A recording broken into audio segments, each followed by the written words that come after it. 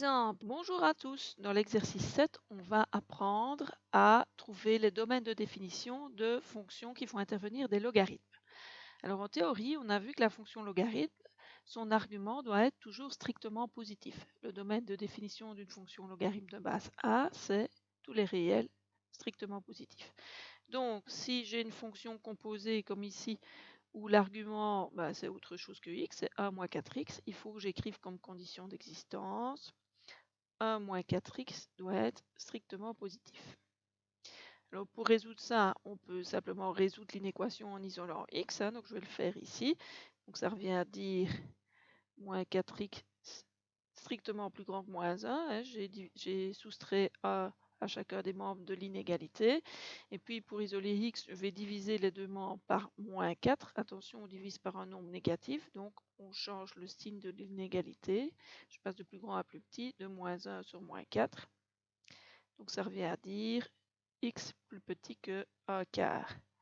Et donc j'en conclus que le domaine de définition, ce qu'on me demande de chercher, ce sont tous les réels plus petits qu'un quart, ce que je vais noter comme ça. Alors on aurait pu faire autrement. On aurait pu le faire avec une autre méthode qui consiste à faire un tableau de signes. Donc je vais l'écrire, autre méthode. Donc ma condition d'existence est toujours la même. 1 moins 4x doit être strictement positif puisqu'on lui applique un logarithme. Et je vais faire un petit tableau de signes de 1 moins 4x. 1 moins 4x, je sais que ça s'annule en un quart. Si j'isole le x dans 1 moins 4x, 1 moins 4x égale 0. Si j'isole x, ça me donne x qui vaut un quart, donc ça s'annule en un quart. Et comme j'ai une fonction du premier degré dont le coefficient en x c'est moins 4, il est négatif, j'ai une fonction du premier degré décroissante, donc elle est d'abord positive, plus 0, puis elle est négative. Ce qui m'intéresse, c'est que l'expression soit strictement positive, c'est-à-dire pour tous les x qui sont ici. Et donc, je tombe sur le même domaine. Je l'efface, voilà, le même domaine qu'à gauche. Voilà que je ne sais plus écrire, moi, maintenant. Voilà, domaine de f, c'est tous les réels avant un quart, c'est ce que mon tableau me dit ici. Donc, soit on isole le x, soit on fait un tableau. Quand le logarithme s'applique à une fonction du premier degré, on peut utiliser aussi bien cette méthode-ci que l'autre, c'est bon. Par contre, quand on a autre chose que du premier degré dans le logarithme, c'est le cas dans l'exercice petit b, le logarithme a comme argument une fonction du second degré, là on n'a pas d'autre choix que de faire un tableau de signes. On ne peut pas isoler le x. Donc je vais vous montrer ce que certains élèves écrivent et qui est complètement faux. Donc surtout ne faites pas ça. Je vais quand même l'écrire ici. Donc condition d'existence, x carré moins 4 doit être strictement positif. Ça, c'est tout à fait juste d'écrire ça. Mais alors, il y a des élèves qui écrivent alors x carré doit être plus grand que 4 et donc x doit être plus grand que plus ou moins 2. D'abord, c'est idiot d'écrire ça parce que être plus grand que plus ou moins 2, ça revient à dire être plus grand que 2. Parce que si vous êtes plus grand que 2, fatalement, vous êtes plus grand que moins 2. Mais en plus, c'est pas juste parce que, par exemple, si je prends comme nombre x qui vaut moins 5 au carré, ça fait 25, moins 4, c'est plus grand que 0. Et pourtant, vous dites que x plus grand que moins 5 n'est pas, x égale moins 5 ne correspond pas à cette inéquation-là. Donc ça, surtout pas faire ça, c'est complètement faux de faire ça. Ce qu'il faut faire dès qu'on a une fonction du premier degré, c'est faire un tableau de signes. Donc je prends de quoi faire un tableau de signes, voilà. Un tableau de signes de mon expression du second degré ici, puisque j'ai x carré moins 4. X carré, j'ai un problème avec ma tablette, donc elle est un peu lente. Donc x carré moins 4, ça s'annule en moins 2 et 2.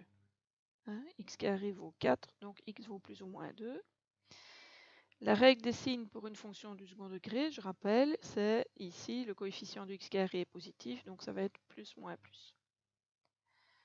Et moi, ce que je veux ici, c'est que mon expression soit strictement positive. Donc voilà quand mon expression x carré moins 4 est strictement positive. Donc je peux en conclure que le domaine de définition de ma fonction, ici, ce sont tous les réels plus petits que moins 2, union tous ceux qui sont plus grands que 2. Donc j'insiste bien, quand vous avez un logarithme qui s'applique à une fonction du premier degré, ben, vous pouvez aussi isoler le x ou bien faire un tableau de signes. Mais quand vous avez autre chose qu'une fonction du premier degré dans le logarithme, il faut faire un tableau de signes. Alors, je regarde là l'exercice numéro C, enfin le C, oui, le 3. Condition d'existence, j'ai un logarithme. Donc chaque fois que vous aurez un logarithme, l'argument du logarithme, c'est-à-dire ce que mange le logarithme si vous préférez, doit être strictement positif. Donc ici, a sur x moins 1 doit être strictement positif. Bon, alors, je ne sais pas pourquoi il y a des petits points qui vont se mettre un peu partout dans mon écriture. Voilà. Bon, j'ai un quotient qui doit être strictement positif. Pour que ce quotient soit strictement positif, il faut que le numérateur et le dénominateur soient du même signe. Mais le numérateur ici c'est 1. Et 1 c'est de toute façon positif ça. Je vais l'écrire, ça c'est plus grand que 0. Donc, dire que ça doit être strictement positif, ça revient à dire que le dénominateur doit être plus grand que 0. Puisque le numérateur l'est de toute façon. Donc ça revient à dire que x doit être plus grand que 1. De nouveau, on a une fonction du premier degré, donc c'est facile d'isoler le x. On n'est pas obligé de faire un tableau de signes. Donc le domaine de définition de ma fonction, ce sont tous les réels qui satisfont cette condition-là. Donc c'est à partir de a jusque plus l'infini. Je regarde le d maintenant. J'ai de nouveau un logarithme, donc je vais de nouveau écrire la même condition. L'argument du logarithme doit être strictement positif. Or ici, mon argument, c'est un carré. Alors un carré, ça peut être positif ou nul. Mais de toute façon, ce ne sera jamais négatif. Donc la seule condition finalement à celle-ci, puisque ça, je sais que c'est de toute façon plus grand ou égal à 0, ça revient à dire que x doit être différent de 0, puisque de toute façon, on sera positif. Donc, le domaine de définition de ma fonction, ça va être tous les réels qui satisfont cette condition-là, c'est-à-dire tous les réels sauf 0. On va noter comme ça. On peut le noter comme ça, ou de moins l'infini jusqu'à 0, union de 0 à plus l'infini, c'est pareil, hein, mais c'est beaucoup plus long à écrire, donc moi je préfère écrire tous les réels sauf 0. Donc même si x est négatif, c'est pas un problème ici, puisque comme il y a un carré, il va être positif. Alors, je regarde le E. Dans le E, j'ai de nouveau un logarithme, donc j'écris de nouveau la même chose. 4 moins 9x carré doit être strictement positif. J'ai une fonction du second degré, donc attention de ne pas faire la même erreur que tout à l'heure. Il ne faut pas isoler le x, ça ne marchera pas, il faut faire un tableau de signes de l'argument. Alors 4 moins 9x carré, je prends de quoi dessiner mon tableau de signes.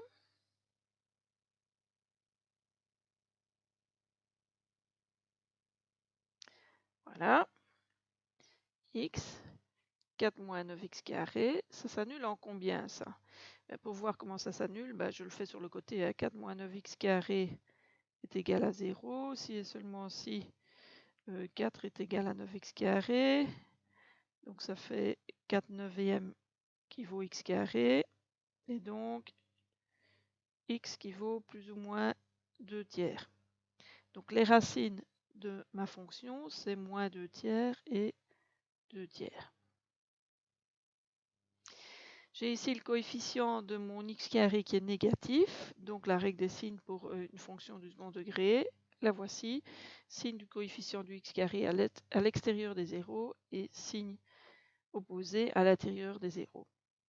Ici, de nouveau, je veux que mon expression soit strictement positive, c'est-à-dire que je veux les plus. Donc ça correspond à un x qui est compris entre moins 2 tiers et 2 tiers. Donc je vais écrire mon domaine de définition.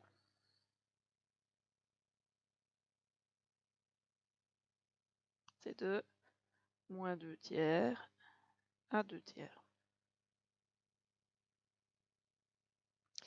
Voilà pour les 5 premiers exercices. Passons à la suite.